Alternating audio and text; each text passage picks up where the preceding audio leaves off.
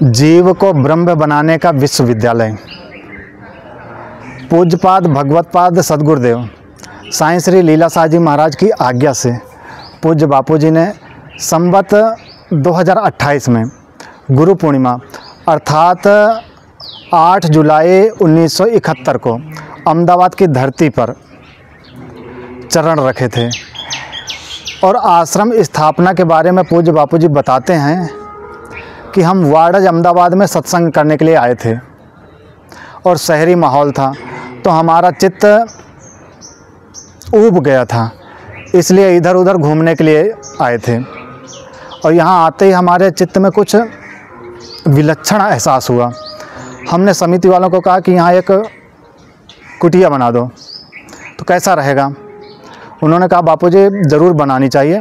मोक्ष कुटीर बनाने का कार्य मजदूरों के साथ हम भी लगे थे। बापूजी लगभग 15 साल तक मोक्ष कुटीर में रहे। और इस आश्रम की महत्ता बताते हुए पूज्य बापूजी कहते हैं कि यहाँ पूर्व काल में जावल्य ऋषि ने तपस्या की थी। यहाँ पिछले 53 साल से ध्यान भजन चल रहा है। कितना भी अशांत व्यक्ति हो, इस आश्रम के माहौल में आते हैं तो उसके चित्त में यहाँ की आध्यात्मिकता की जो आभा है, ध्यान योग की जो कुछ विलक्षण सात्विक एहसास है, वह होने लगता है। इस भूमि में कुछ आत्म सुख जगाने की आभा है। तो करीब 40-45 वर्ष पूर्व यहाँ पर कुछ पर्यटक अहमदाबाद आश्रम का जो है ना, वो घूमने आए थे, देखने आए थे। तो आश्रम के जो एकांत प्राकृतिक सौंदर्य से जो परिपूर्ण वातावरण है, उससे बहुत प्रभावित हुए। उन्होंने पूज्य बापूजी से पूछा कि यहाँ प्रवृत्ति क्या होती है। तो बापूजी मुस्कुराते हुए बोले, यहाँ त्रिकाल संध्या होती है, ध्यान भजन होता है। तो उन्होंने आश्चर्य से हुआ कि इतनी सुंदर जगह है, इतना पवित्र वातावरण, बस।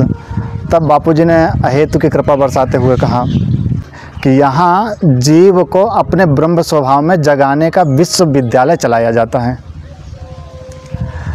पूज्य बापूजी के कल्याणकारी मार्गदर्शन में आश्रम में लोक कल्याण की अनेक सत्प्रवृत्तियाँ चल रही हैं, जिसमें समाज के विभिन्न वर्गों के असंख्य लोग लाभान्वित हो रहे हैं।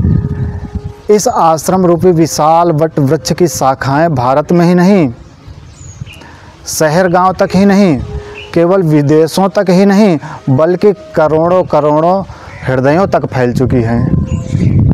अतः आश्रम बचेंगे तो समाज सुरक्षित रहेगा, देश सुरक्षित रहेगा। जहाँ पर सत प्रवृत्ति, सेवा प्रवृत्ति चल रही है, आओ हम सब मिलकर के ऐसे आश्रमों का लाभ अवश्य लें। हरिओम।